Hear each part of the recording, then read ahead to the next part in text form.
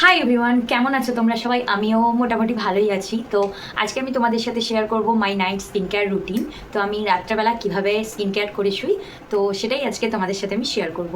তো চলো তাহলে পুরো ভিডিওটা দেখতে থাকো, আশা করছি তোমাদের খুবই ভালো লাগবে। তো অলরেডি আমি ফেস ওয়াশ করে চলে এসেছি, আর ফেস ওয়াশের জন্য আমি ইউজ করছি গুড ভাইবসের চারকোল ফেস ওয়াশ।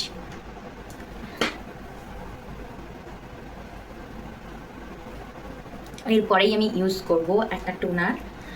এটা আমি রাত্রেবেলা ইউজ করে থাকি, এই ক্যাশেটের এই টোনারটা, নিম টোনারটা। অলরেডি পুরোটাই শেষ হয়ে গেছে, আর একটু আছে। স্প্রে বোতলটাও খারাপ হয়ে গেছে।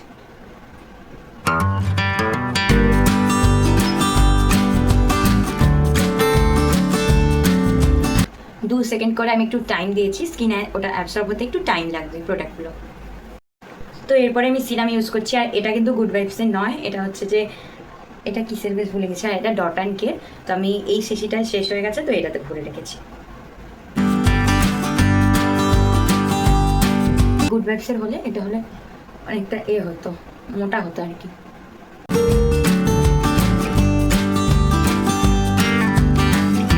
ময়শ্চারাইজারের জন্য আমি ইউজ করছি এই যে Dot and Key vitamin C moisturiser.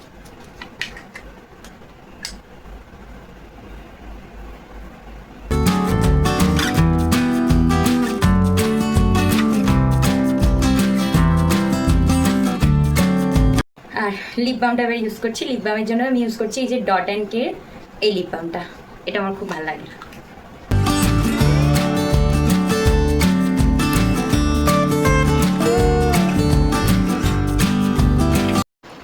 তো এবার হচ্ছে আন্ডার আই জেল ইউজ করবো, আর এটা হচ্ছে এম ক্যাফিনের আন্ডার আই জেল। পড়ে গেল।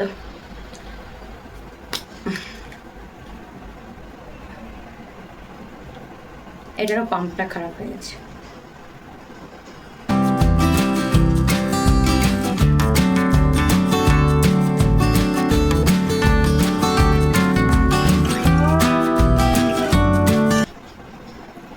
তো এবার হেয়ারটাও তো ঠিক করতে হবে, তাই হেয়ারটা ঠিক করে নিই।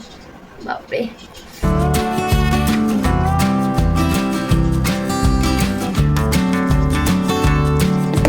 তো আমি রাতের বেলা বেশিরভাগ বিনুনি করি না, তো চুলটাকে আমি জাস্ট এইভাবে উঁচুতে তুলে শুয়ে পড়ি, কারণ আমার বিনুনি করলে পুরো চুলটাই খুলে যায়। তো তাহলে এই হচ্ছে আজকে আমার নাইট স্কিন কেয়ার রুটিন। কেমন লাগছে তোমরা অবশ্যই কমেন্ট করে জানিও। টাটা আর গুড নাইট।